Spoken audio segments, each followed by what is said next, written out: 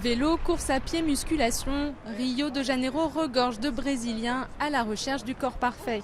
Un Apollon des plages nous livre son secret. Le mieux pour s'entretenir, c'est de boire beaucoup d'eau et d'essayer de manger équilibré.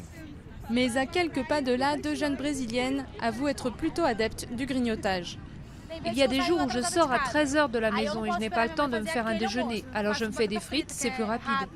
Manque de temps, alimentation industrielle déséquilibrée toujours moins chère, sédentarisation croissante, le Brésil, qui a sorti de la pauvreté 30 millions de personnes ces dernières années, est en train de payer le prix fort de sa rapide croissance. Presque 16% de sa population est obèse, soit 30 millions de personnes. Et la moitié des Brésiliens est en surpoids. Solange a 38 ans et pèse 123 kg. Elle souffre d'obésité depuis toute petite, mais aussi d'hypertension et de diabète. Ces derniers temps, elle a troqué des aliments gras et sucrés pour des fruits et des légumes. Maintenant, oui, depuis que j'ai essayé les légumes, j'aime bien. Solange s'est fait poser un anneau gastrique il y a quelques mois et a déjà perdu 15 des 50 kilos qu'elle veut voir disparaître. Elle veut changer de vie car cette maladie a généré trop de souffrance et de discrimination. Je souffrais au quotidien. Quand je devais sortir dans la rue, les gens me regardaient, ou quand je voulais acheter des vêtements. J'aimais bien certains vêtements, mais ça n'allait pas. Et pour du travail, on ne te donne pas ta chance.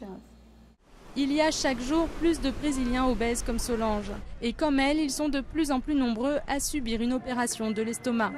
Objectif, réduire son volume et arriver vite à satiété pour une perte de poids rapide.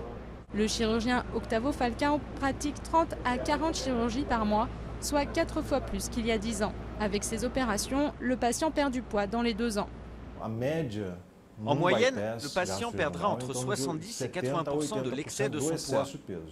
Donc si un patient pèse 150 kg, il va perdre entre 35 et 40 kg. Mais le patient opéré est obligé de faire un accompagnement pour le reste de sa vie. Un accompagnement clinique avec le chirurgien, un endocrinologue, un psychologue et un nutritionniste.